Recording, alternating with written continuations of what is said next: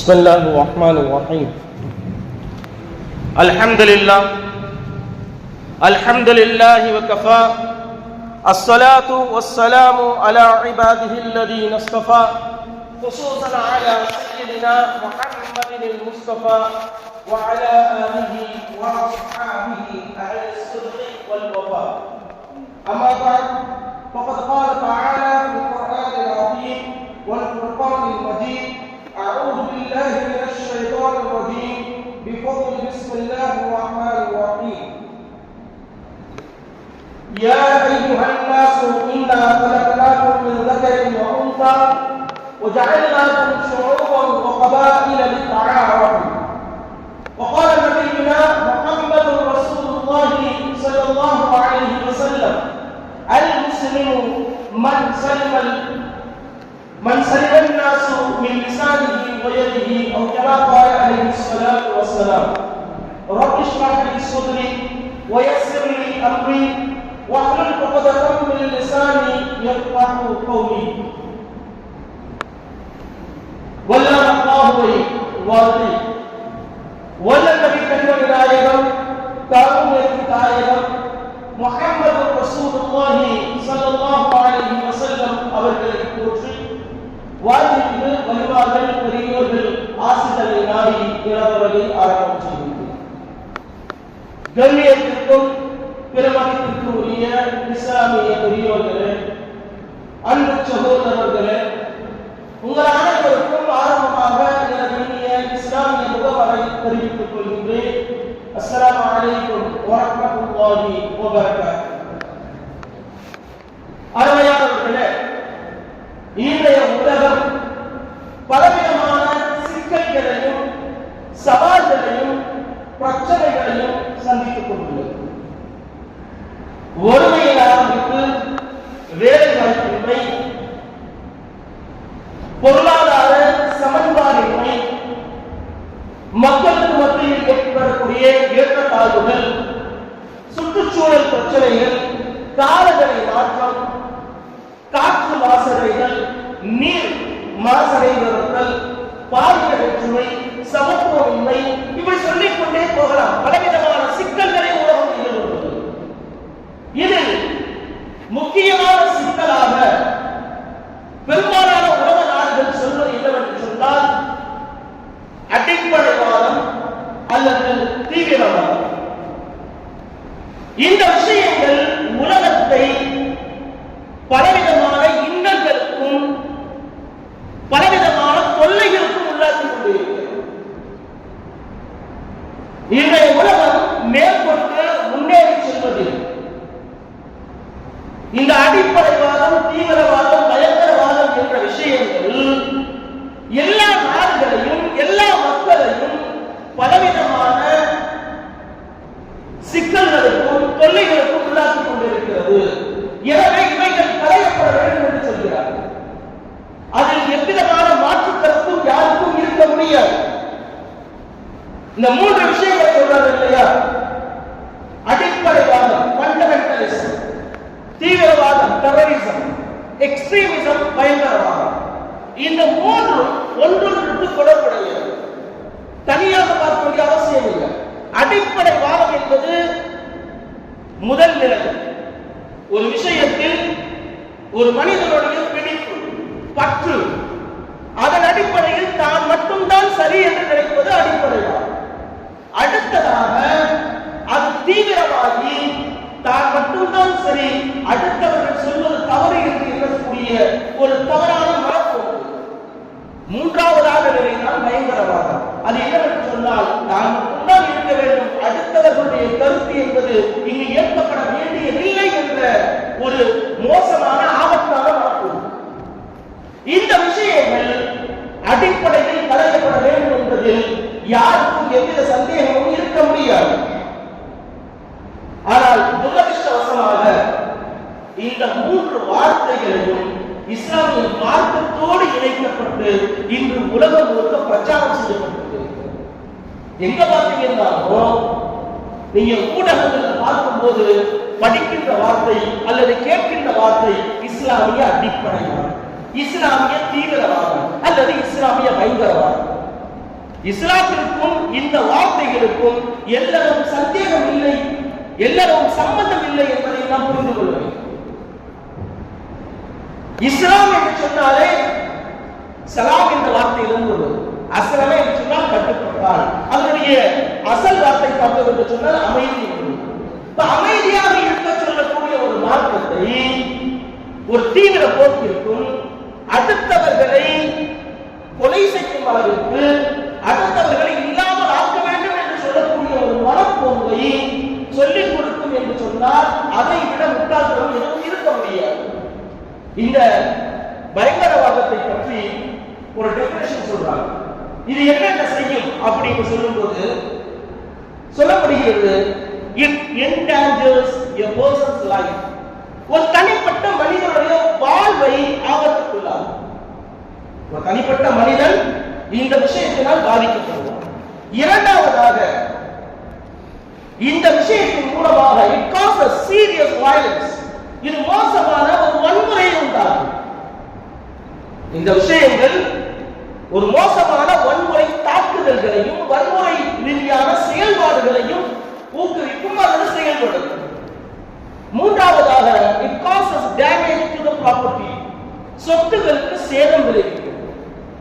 அது என்ன வேணா இருக்கலாம், வீடா இருக்கலாம், காரா இருக்கலாம், அல்லது உங்களுடைய தனிப்பட்ட பொருட்களாக இருக்கலாம், எது வேண்டுமானாலும் இருக்கலாம். உங்களுடைய சொத்துக்களுக்கு சேதம் விளைவிக்கும்.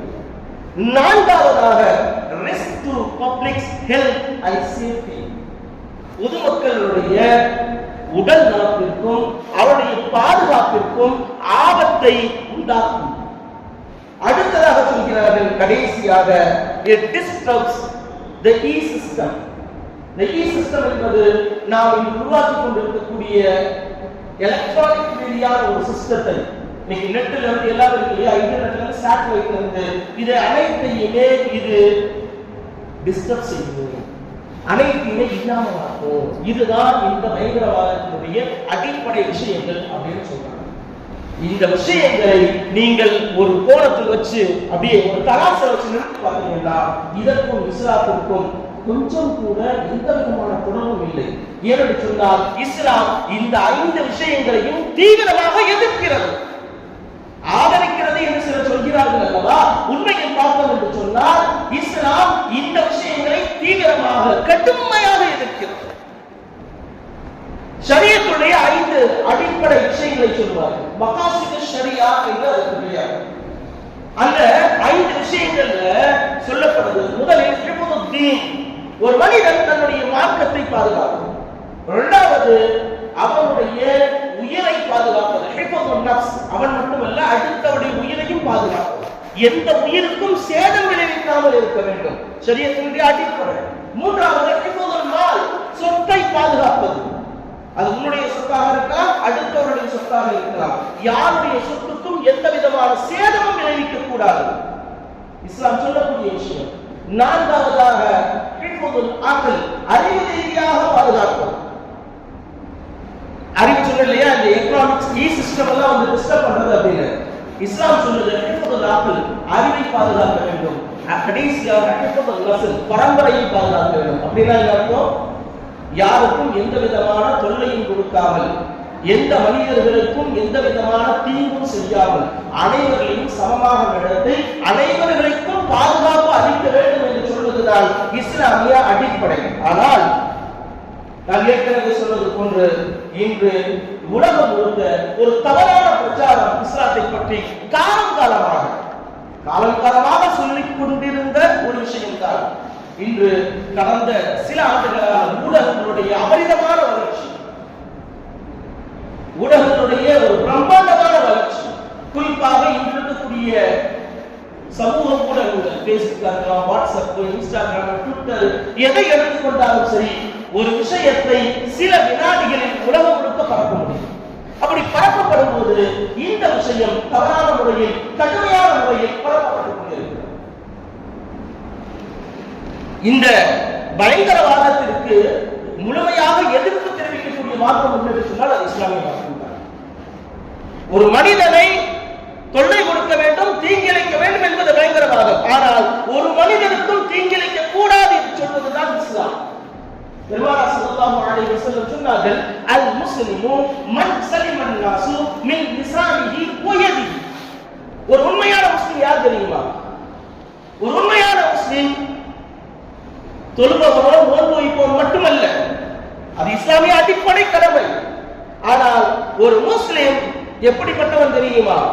மற்ற மக்கள் எல்லாம் அவனுடைய நாவின் தீங்கிலிருந்தும் கரத்தின் தீங்கிலிருந்தும் பாதுகாப்பு பெறுவார்கள். அப்படின்னா என்ன அர்த்தம்? தன்னுடைய கையின் மூலமாக அடுத்தவர்களுக்கு தீங்கிழைக்க மாட்டான் ஒரு முஸ்லிம். தன்னுடைய நாவின் மூலமாக அடுத்தவர்களை திட்ட மாட்டான், அடுத்தவர்களை ஏச மாட்டான், அடுத்தவர்களை பற்றி தவறாக பேச மாட்டான். அவன் தான் உண்மையான முஸ்லிம். பெருமானார் ஸல்லல்லாஹு அலைஹி வஸல்லம் சொல்லி காட்டுகிறார்கள், ஒரு முஸ்லிமுடைய அடையாளம் இதுதான். இப்படி இருப்பவன் தான் உண்மையான முஸ்லிமாக இருக்க முடியும் என்று சொல்கிறார்கள் ஸல்லல்லாஹு அலைஹி வஸல்லம். அல்லாஹ் தஆலா மனிதனை பற்றி குர்ஆன்ல நிறைய இடங்கள்ல சொல்றான். மனித நேயம் அப்படிங்கறதெல்லாம் சொல்றோம் இல்லையா? மனிதர்கள் அனைவரும் சரிசமமானவர்கள். யாருக்கும் எந்த விதமான இனப்பாகுபாடோ மொழி பாகுபாடோ இஸ்லாமிய மார்க்கத்தில் கிடையாது. அல்லாஹ் சொல்றான், வலகத் கர்ரம்னா பனி ஆதம். ஒட்டுமொத்த ஆதமுடைய மக்களையும் நான் சங்கைப்படுத்தி வைத்தேன் என்று சொல்கிறான். முஸ்லிம்களை மட்டும் சங்கைப்படுத்தி வைத்தேன் என்று எங்கேயும் சொல்லப்படவில்லை. எல்லா மக்களும் இறைவன் படைத்த படைப்பு. குர்ஆன்ல பார்த்தீங்கன்னா இந்த இன்சான் அப்படிங்கிற வார்த்தை வந்து 63 இடத்துல வருது. இன்சான்னா மனிதன் அப்படின்னு 63 இடங்களில் வருகிறது. நாஸ் என்று சொன்னால் மக்கள் என்று அர்த்தம். இது 240 இடங்களில் வருகிறது. பனு ஆதம் என்று சொன்னால் ஆதமுடைய சந்ததியினர், ஆதிபிதா அவர்கள் தான் ஆதம் அலைஹிஸ்ஸலாமுடைய வம்சாவளியினர் தான் நாம் என்பதை நிரூபிக்கக்கூடிய வசனங்கள் 6 வருகிறது. ஆக இந்த வசனங்களை எல்லாம் நம்ம பார்ப்போம் அப்படின்னு சொன்னா அல்லாஹ் தஆலா மனிதனை, மனித சமுதாயத்தை ஒரே சமுதாயமாக படைத்திருக்கிறார், பிரித்து பார்க்கவே இல்லை. அல்லாஹ் இன்னொரு இடத்துல சொல்றார், யா அய்யுஹன் நாசு இன்னா கலக்னாகும் மின் ذكرٍ وأنثى. மக்களே, இங்க பாத்தீங்கன்னா இந்த வசனத்துல அல்லாஹ் தஆலா யா அய்யுஹல்லதீன ஆமனு என்று சொல்லவில்லை, ஈமான் கொண்டவர்களே அல்லது யா அய்யுஹல்லதீன அஸ்லமு இஸ்லாமானவர்களே முஸ்லிம்களே என்று விளிக்கவில்லை. அல்லாஹ் தஆலா எப்படி அழைக்கின்றான்? மக்களே. இன்னா கலக்னாகும் மின் ذكرٍ وأنثى. ஒரே ஆணிலிருந்தும் பெண்ணிலிருந்தும் உங்களை படைத்து வஜஅல்னாகும் ஷுஊபன் வகபாயில், உங்களை பல திணைகளாக கோத்திரங்களாக நாங்கள் ஆக்கி வைப்பது எதற்கு தெரியுமா? லிதஆரஃபு, நீங்கள் ஒருவரை ஒருவர் அறிந்து கொள்ள வேண்டும் என்பதற்காக. Mutual understanding. இந்த நாட்டுக்காரரும் இன்னொரு நாட்டுக்காரரும் என்ன செய்யணும்? ஒரு அறிமுகத்தை ஏற்படுத்திக் கொள்ள வேண்டும். ஒரு இனத்தவரும் இன்னொரு இனத்தவரும் ஒரு அறிமுகத்தை ஏற்படுத்திக் கொள்ள வேண்டும். ஒரு மொழி பேசுவதும் இன்னொரு மொழி பேசுவதும் அறிமுகத்தை ஏற்படுத்திக் கொள்ள வேண்டும். இதுதான் இஸ்லாமிய அடிப்படை. இதைத்தான் அல்லாஹ் தஆலா நீங்கள் அறிந்து கொள்வதற்காக, இப்ப யாரும் சண்டை போடுவதற்காக வேண்டிய அல்ல. நீ பெரியவன் நான் பெரியவன் என்ற வார்த்தை இஸ்லாத்தில் கிடையாது. அனைவரும் சரிசமம். பெருமானார் ஸல்லல்லாஹு அலைஹி வஸல்லம் சொன்னார்கள், அன்னாசு ஸவா, மக்கள் அனைவரும் சரிசமமானவர்கள். கஅஸ்னானில் முஸ்லி, சீப்பினுடைய கல்லை போன்று சரிசமமானவர்கள். இன்னொரு இடத்துல சொல்றாங்க, லா ஃபضل لعربي على أجمي ولا لعربي على أجمي. ஒரு அரபிக்கு அரபி மொழி அல்லாதவனை விட எந்த விதமான சிறப்பும் கிடையாது. ஒரு அரபி மொழி அல்லாதவனுக்கு அரபியை விட சிறப்பு கிடையாது. ولا لأبيض على أسود ولا لأسود على أبيض. ஒரு கருப்பினத்தவனுக்கு வெள்ளையரை விட சிறப்பு கிடையாது, வெள்ளை நிறத்தவனுக்கு கருப்பனை விட சிறப்பு கிடையாது. அனைவரும் சரிசமம் என்று சொன்னார்கள் ஸல்லல்லாஹு அலைஹி வஸல்லம். அனைவரும் சரிசமமாக பார்க்க வேண்டும் என்று சொல்கிறது இஸ்லாம். அனைவரையும் சரியான முறையில் பேண வேண்டும் என்று சொல்கிறது இஸ்லாம். பெருமானார் ஸல்லல்லாஹு அலைஹி வஸல்லம் ஒரு ஹதீஸ்ல சொல்றாங்க, ஷுஅபல் ஈமான் பிதுஆ வ ஸப்ரூன். ஈமானுடைய கிளைகள் 70 சொச்சம். ஈமான் இருக்கு இல்லையா, ஈமானுடைய கிளைகள். அடிப்படை நாம் என்ன சொல்லுவோம்? ஈமானுடைய அடிப்படை என்ன? ஸல்லல்லாஹு அலைஹி வஸல்லம் அதுவும் சொல்றாங்க. அதனுடைய அடிப்படை அலஹா கலிமத்து லா இலாஹ இல்லல்லாஹ். அந்த ஈமான் என்ற மரத்தினுடைய உச்சம் என்ன தெரியுமா? லா இலாஹ இல்லல்லாஹ் என்ற கலிமாவை மொழிவது. அதனுடைய கடைசி நிலை என்ன தெரியுமா? வஅத்னாஹா இமாஅத்துல் அதா அனித் தரீக். அதனுடைய கடைசி நிலை பாதையில் கிடக்கக்கூடிய இடையூறு தரக்கூடிய பொருட்களை அகற்றுவது என்று சொன்னார்கள் ஸல்லல்லாஹு அலைஹி வஸல்லம். பாதையில போயிட்டு இருக்கோம், ஒரு கல்லு இருக்கு அல்லது ஒரு முள் இருக்கு, ஒரு நகீஸ் இருக்கு, அதை அகற்றுவதும் ஈமான் என்று சொல்லிக் கொடுப்பது இஸ்லாம். அதில் என்ன ஈமான் இருக்கு? யோசிச்சு பாருங்க. ஒரு கல்லுதானே, அதை எடுத்து ஓரமாக வைப்பது, அடுத்தவர்களுக்கு அதை தொல்லை கொடுக்க கூடாது. ஒரு முள் இருக்கு, யாராவது வரக்கூடியவர்களோட காலில் குத்திரும் இல்லையா, குத்திர கூடாது என்பதற்காக வேண்டி அதை எடுத்து ஓரமாக போடுவது ஈமானுடைய ஒரு வகை என்று சொன்னார்கள் ஸல்லல்லாஹு அலைஹி வஸல்லம். இப்ப யோசிச்சு பாருங்க, அந்த பாதையில் வருவது முஸ்லிம்கள் மட்டும்தான் வருவாங்களா? இல்லையே. எந்த மொழி பேசுபவராக இருக்கலாம், எந்த இனத்தை சார்ந்தவராக இருக்கலாம், யார் வேணா இருக்கலாம். ஆனால் அவர்களுக்கும் நன்மை பயக்க வேண்டும் என்று சொன்னது இஸ்லாம். இன்னொரு ஹதீஸ்ல ஸல்லல்லாஹு அலைஹி சொல்றாங்க, ஒரு மனிதன் போய்கிட்டே இருக்காரு. போய்கிட்டு இருக்கும்போது அவர் வழியிலே இது போன்ற ஒரு பொருளை பார்க்கிறார். இந்த ஒரு தொழிலுக்கு போயிட்டு பைனமா அன ரஜுலுன் யம்ஷி ஃபி தரீகி, ஒரு பாதையில் போய் கொண்டு இருக்கிறார்.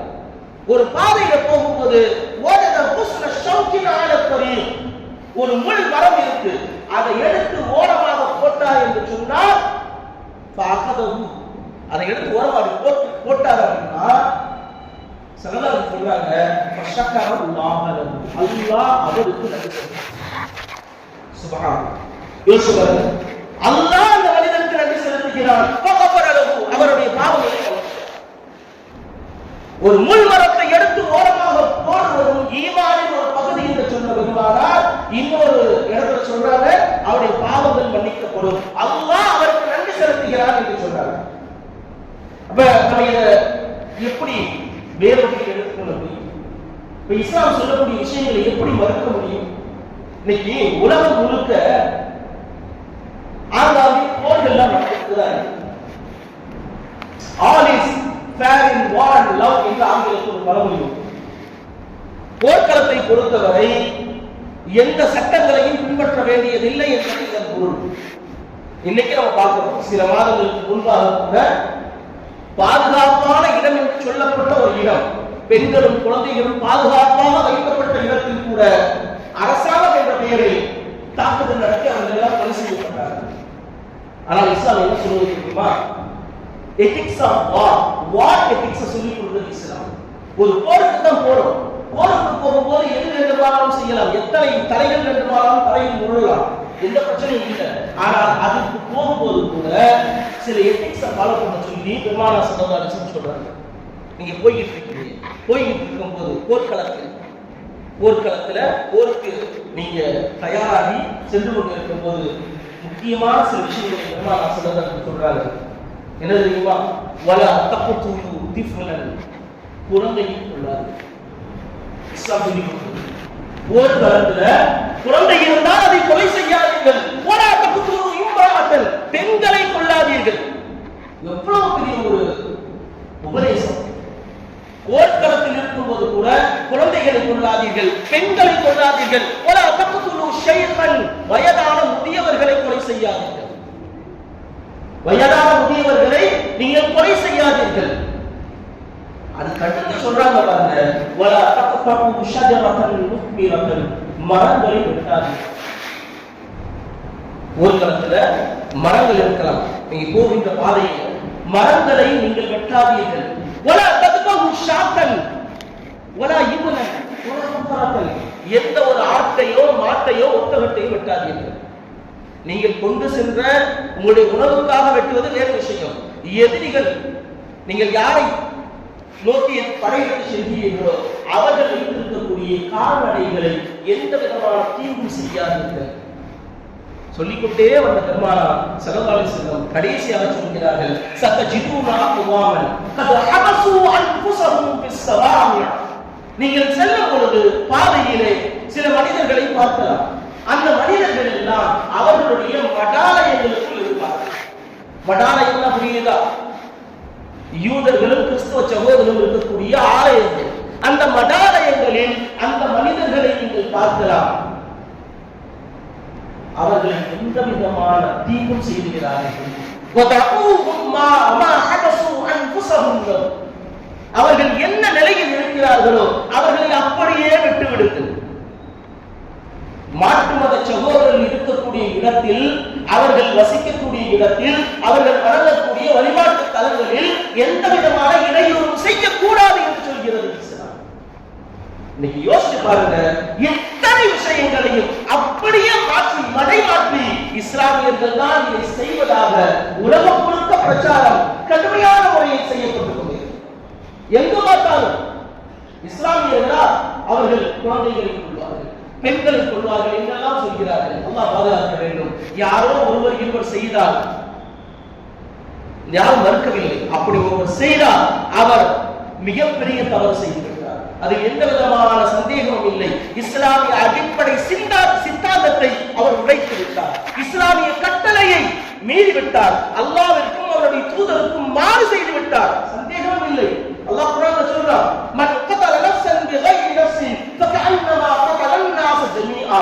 யார் ஒருவர் எந்த விதமான காரணமுமின்றி ஒரு உயிரை கொலை செய்கிறாரோ அவர் ஒட்டுமொத்த மனித சமுதாயத்தையே கொன்றவரை போன்றார்.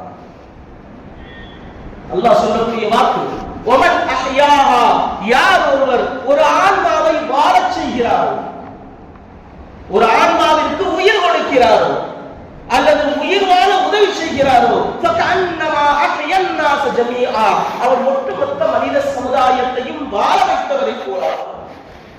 அருமையான சகோதரர்களுக்கு யோசிச்சு பாருங்க, இன்னைக்கு இருக்கக்கூடிய இந்த ஊடகங்கள் வாயிலாக வரக்கூடிய தவறான பிரச்சாரங்களை நாம் எதிர்கொண்டுதான் ஆக வேண்டும். பல வருடங்களாக எதிர்கொண்டுதான் இருக்கிறோம், சந்தேகமே கிடையாது.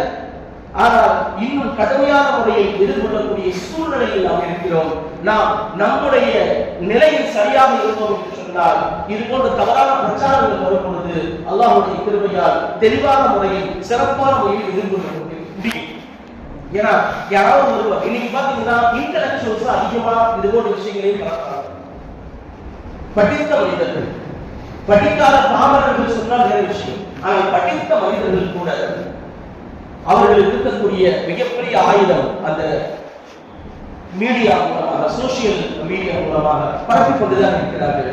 அவர்களிடத்தில் தான் நாம் தெளிவுபடுத்த வேண்டும் என்று சொன்னால் நாம் தெளிவாக வேண்டும். இஸ்லாம் என்ன சொல்கிறது, தீவிரவாதத்தை எந்த அளவுக்கு எதிர்க்கிறது, பயங்கரவாதத்தை எந்த அளவுக்கு வேண்டாம் என்று அறிவுறுத்துகிறது போன்ற விஷயங்கள் எல்லாம் தெளிவுபடுத்தி அல்லாஹ் சொல்வது போன்று அடுத்த மனிதர்களை வாழச் செய்வது என்பது, அடுத்த மனிதர்களுக்கு உதவி செய்வது என்பது ஒரு முஸ்லிமுடைய கடமை அப்படின்றத நம்ம நிரூபிச்சுட்டே இருக்கணும். சொல்வது மட்டுமல்ல, இயன்ற அளவு நாம் செயல்பாடுகளிலும் நிரூபித்துக் கொண்டு வந்தோம் என்று சொன்னால் நிச்சயமாக இது போன்ற தவறான பிரச்சாரங்களை நாம் முழுமையாக ஒழிக்க முடியும். அல்லாஹ் தஆலா அது போன்ற ஒரு தௌஃபீக்கை அனைவருக்கும் வழங்குவாராக. குறிப்பாக இஸ்லாமிய மார்க்கத்தை பற்றி செய்யப்படக்கூடிய தவறான பிரச்சாரங்கள், இஸ்லாத்தை பற்றி சொல்லப்படக்கூடிய தவறான வாதங்கள், அது பற்றிய விவாதங்கள் அனைத்திலும் இஸ்லாத்தினுடைய கொள்கைகளை சரியான முறையில் சொல்லக்கூடிய, சரியான முறையில் தெளிவுபடுத்தக்கூடிய நன்மக்களாக நாம் அனைவரையும் ஆக்கி அனுபவிப்பாராக. இஸ்லாமியர்களையும் மட்டுமல்ல, உலகத்தில் வாழக்கூடிய அனைத்து மனிதர்களையும் நிம்மதியாகவும் சுபிட்சமாகவும் எந்த விதமான வன்முறை தாக்குதல்கள் இல்லாமல், எந்த விதமான பயங்கரவாத தாக்குதல்கள் இல்லாமல், எந்த விதமான பிரச்சனைகள் இல்லாமல் நிம்மதியாக அமைதியாக வாழ்வதற்கு அல்லாஹ் தஆலா அருள் பாலிப்பாராக என்று துஆ செய்தவராக என்னுடைய உரையை முடிக்கிறேன். வாஹிரு தஅவானா அல்ஹம்துலில்லாஹி ரப்பில் ஆலமீன். அஸ்ஸலாமு அலைக்கும் வரஹ்மத்துல்லாஹி வபரகாத்துஹு.